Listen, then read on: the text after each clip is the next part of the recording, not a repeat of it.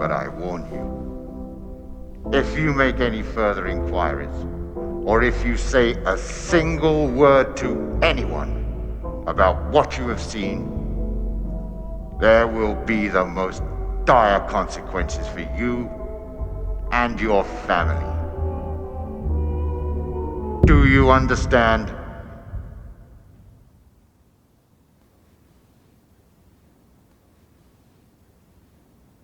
Very well.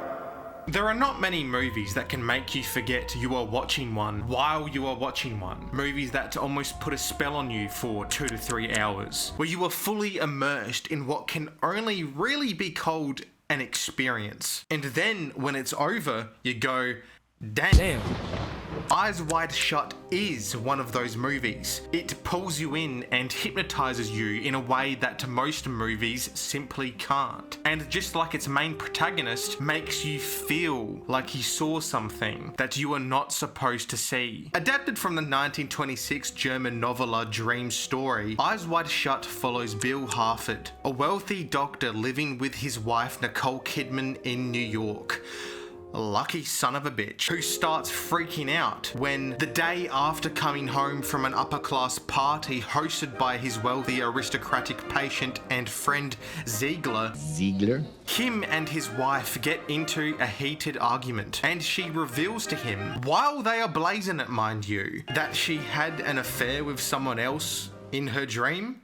What? So when he learns about this, he freaks out and goes on one crazy spiteful adventure through New York to cope with the fact that he got cucked in his wife's dream. Damn. But it's the way the story unfolds, which gradually gets more and more extreme in the situations Bill gets himself into. He goes on a house call to a patient, and then the patient's daughter confesses her love for him. I love you. Right in front of her dad, who is literally dead right there in the same room. And she's married. Get a grip, lady. So he leaves and then gets assaulted by a group of frat bros.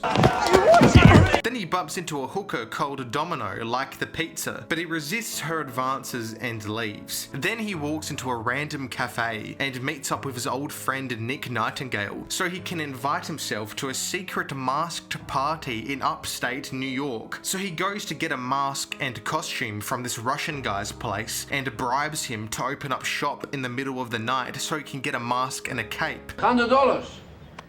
Yes. But when he goes inside, he sees that the owner's daughter is being pimped out to these two Japanese guys. Huh? I'm afraid that's out of the question. Then he rocks up to the party where a group of masked elites seemingly fulfill their wildest desires. Huh? But because he's an idiot, outed himself in front of all the masked elites.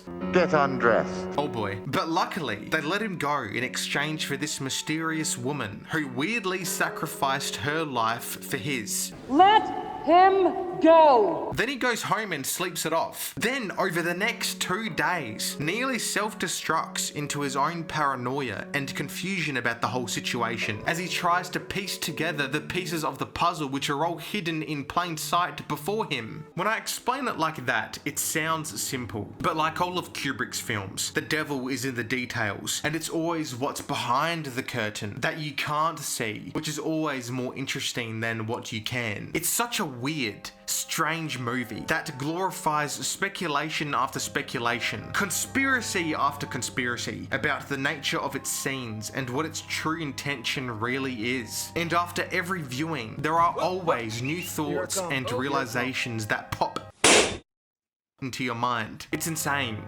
Is it merely a disturbing satire about a guy who gets blue-balled for 2.5 hours? Who is the man in the red coat? Is it about the fragility of marriage? Who is the masked man that nods to Bill? Is Bill being followed? Is it about the nature of desire and its potential consequences? What happened to Nick Nightingale? Did Kubrick make the film to make Tom Cruise and Nicole Kidman divorce? Did he make this film to warn us about Scientology because he, in his wife's words, lost his daughter to Scientology? Why is Tom's tooth perfectly aligned in the center of his face? Is this what happens when you take the wrong turn at the Balenciaga? Did that prostitute really just happen to die of an overdose, or was she murdered? Is this Bohemian Grove? Or is this entire movie just a subtle expose of the wealthy elite, which host sick, twisted parties on a realm the common man cannot even fathom? And when someone tries to speak out, they die under suspicious circumstances.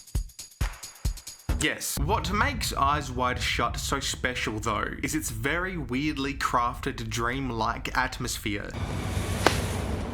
And how it draws you into what is this nightmare blunt rotation scenario, which is what leaves you to question if anything was even real, in which Bill has one long night of exploring, who he is, what are his desires, and then ultimately declining into paranoia as he is forced to confront every stupid mistake he stupidly made the night before. Here's the thing, Bill is wealthy. He is a rich old guy. He throws around cash willy-nilly. He can bribe his way into places. $100. He rips up $100 notes like it's nothing.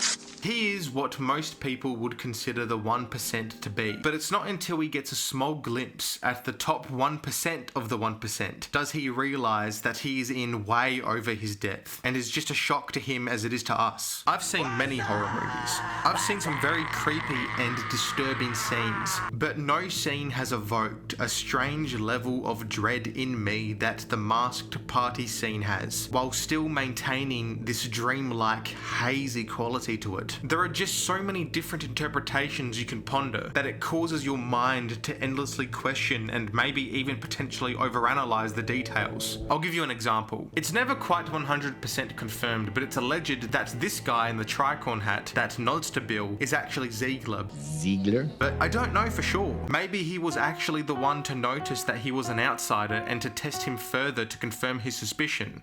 Those were not just ordinary people there. If I told you their names, I'm not going to tell you their names, but if I did, I don't think you'd sleep so well. You can't be 100% certain. I never really got the vibe that this guy was trying to save Bill, but really just test to see if he is an interloper. But you'll never be able to fully understand it, and you always fear. What you don't understand? Dog. The entire sequence is like 25 minutes long, but pacing wise, it feels like it's just 3 minutes, because it so perfectly envelops the viewer into Bill's shoes that you just lose track of time with how fucking weird and mythical it is. Please, come forward. Its ambience, its vibe, and its setting is like a horror movie. There are so many subtle details that you completely miss because you are so caught up in the visuals and the way the scene is actually presented to you, the masked attendees. If you actually stop and analyze the masks themselves, each one is unique and tells its own story, which is just very eerie. Especially considering each one of these masks hides an elite or famous wealthy individual, which is clearly fiction and not ever representative of anything that has happened in real life ever. Actually, I don't know what I'm even talking about. This movie next. A lot of the masks are Venetian in nature. This mask looks like a plague doctor, which, the plague hit Venice pretty hard back in the 1300s. There's a Donald Trump mask. This mask, all the way back there, looks like George Soros. There's even an Illuminati mask. Bill outs himself partly because he chooses the mask of a commoner, the Volto mask, which accentuates the eyes, whereas the other masked members have the eyes distorted or covered completely. Thematically, the masks themselves are important to the film's narrative and have symbolic purpose. It's all about cover-ups, and it's about the lies we tell to each other. I mean, Bill was already involved in a mini cover-up at the start of the film, at Ziegler's party when a prostitute, Mandy, has an overdose, and he calls in Bill to see if he can savor the situation. Ziegler is shown to be a very wealthy and well-known individual with a reputation to uphold, so this would obviously be a disaster to his well-being, and it's just uncomfortable to me how he kind of wags his finger at her like,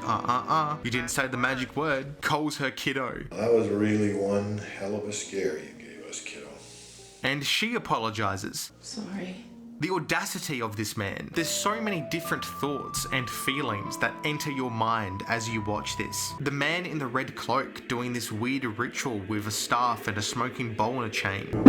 The setting itself, the mid-1800s Victorian architecture is just dazzling, but creepy at the same time. All of the exterior shots from the outside of the mansion are actually from Mentmore Towers, which was originally built for the Rothschilds actually. The ritual itself is a Christian sermon, delivered in Romanian alien, but played in reverse, which is what gives it that strange, eerie feel to the whole thing. Please. The ringleader in the red cloak has this mocking, happy manner about him. Get undressed. Yes. You will kindly remove your mask. That's unfortunate. It's just so strange and weird. I love it. Personally, I went into this film raw. I had no idea what it was about. All I knew was that it had Tom Cruise and that Harvey Keitel left the project because he was frustrated with Kubrick's directing style. Is that the Brooklyn in you, do you think?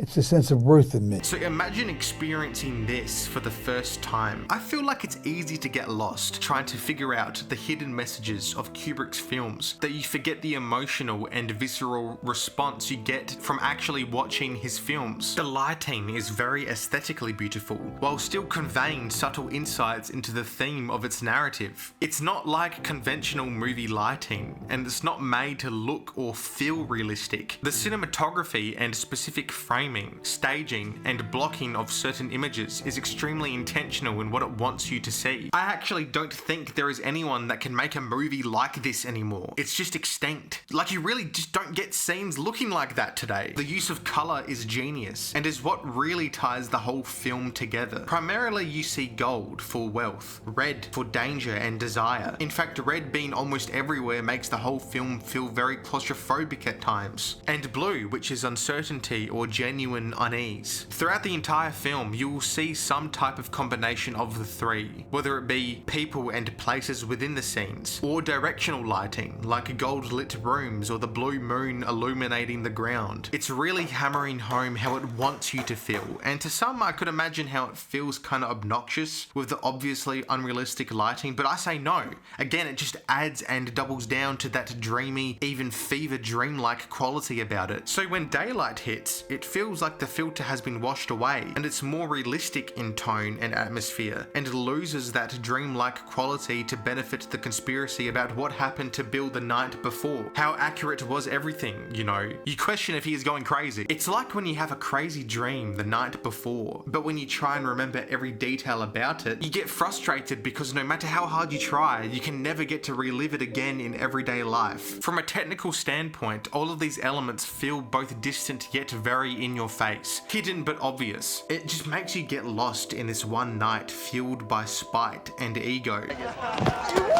It's not really something that can be put into words. It's something you have to experience for yourself. Eyes Wide Shut is simply a brilliant film. A film that is so visually memorable. One of those films that just stays with you in your mind forever, because it's the music that haunts you. At first, it's this bittersweet melody that introduces us to the upper class of New York. Then a hum at an alien-like frequency in an unknown language. Then there is this repetitive two-note rhythm which just pierces the soul, and not in a good way, and dominates the second half of the film. The characters in this film aren't really like real characters as much as they are archetypes to represent warnings for Bill. Warnings for infidelity, potential warnings for the future of his daughter if his marriage collapses, warnings for keeping or speaking out about conspiracies with no definite proof. The thing about Kubrick is that almost everything you see in the frame or the background is intentional, more so than other directors. This is not the New York you are familiar with, because it's not. Every exterior sequence in the city was shot on a soundstage in England, meaning that everything down to the buildings, the posters, the trash on the ground, the cars parked on the street, the extras are all intentionally placed there to look like that, for you to see, because that is the intention. Eyes Wide Shut is a film where every frame is a painting, every character a warning, and every scene a masterclass in atmosphere and tension. 1999 was without a doubt probably the best year for movies probably ever. You had The Sixth Sense, Toy Story 2, The Matrix, Austin Powers, The Blair Witch Project, Phantom Menace, Office Space, Fight Club, Lock, Stock, Two Smoking Barrels, Green Mile, American Beauty, I'm Not Done, Being John Malkovich, The South Park Movie, 10 Things I Hate About You, Magnolia, The Mummy, Notting Hill, American Pie, The Iron Giant, fucking The Wild Wild West movie with Will Smith, and Eyes Wide Shut to really cement the year as one of the best in cinema history. And I kid you not, there really isn't another movie that will make you feel indescribable strange emotions quite like this film will evoke in you to feel. What an incredible film to top off a career, and it's especially funny that the last word from this prestigious director is fuck.